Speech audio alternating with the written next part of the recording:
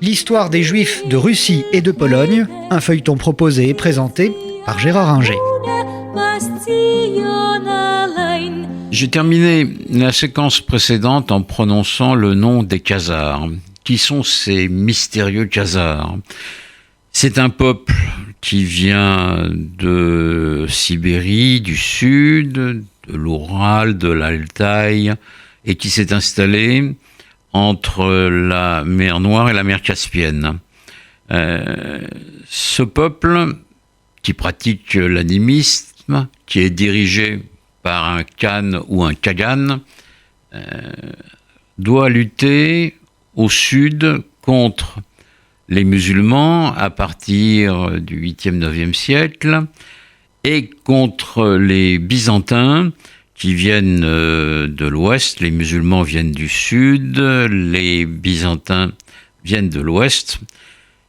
Et pour lutter contre les Byzantins chrétiens et les musulmans persans ou turcs selon les cas, mais plutôt persans ici, eh bien, le Kagan a une idée de génie quand il rencontre des marchands juifs qui viennent là pour commercer, essayer d'aller plus à l'est. Il comprend qu'il a peut-être une possibilité intéressante de contrer les deux puissances qui le menacent, puisque l'une est chrétienne et l'autre musulmane. Eh bien, lui, il va se faire juif.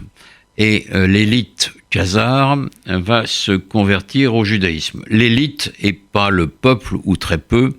Le Kagan ne cherche pas du tout à forcer ses sujets à épouser sa cause, mais lui, il trouve que le judaïsme, c'est bien, c'est commode par rapport à ses adversaires.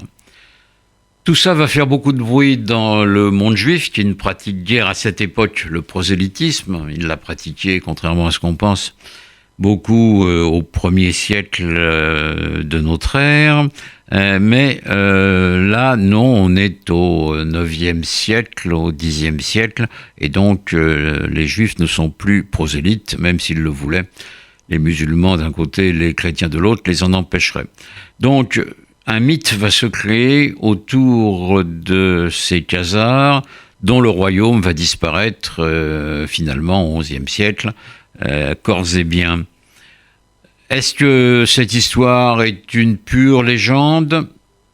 Je ne le crois pas, parce que on trouve une population juive qui augmente dans la région, et puis le nom Kagan est passé dans les noms juifs, dans l'onomastique juive. On trouve des Kagan, des Kogan, des Kogon, des Kaganovitch, qui sont juifs.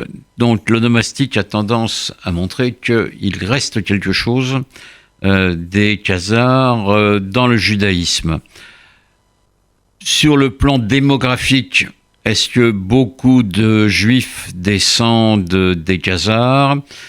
C'est plus compliqué à dire. Il faudrait essayer de mener des études génétiques pour le savoir. Il ne semble pas que ces Khazars dans le monde juif aient joué un rôle très important. Il est probable que quelques-uns d'entre eux se sont fondus avec les autres juifs dans l'espace ukrainien, voire plus à l'ouest, l'espace hongrois et peut-être même polonais, mais ils ne devaient pas être si nombreux.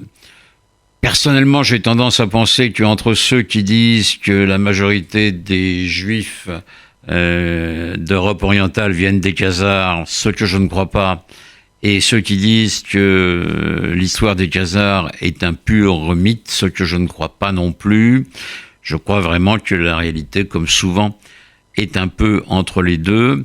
Elle a beaucoup fait rêver. On connaît le livre de Koestler sur la tribu perdue d'Israël. On connaît le livre de Marek Alter sur le vent des Khazars. Tout ça fait effectivement un peu rêver l'imagination. C'est très bien. Il y a sans doute un fond de vérité dans cette histoire. On connaît aussi le livre de Yehuda Halevi sur le Kuzari. Donc il y a certainement une part de vérité, mais peut-être moins forte que le rêve ne le laisse penser, hélas.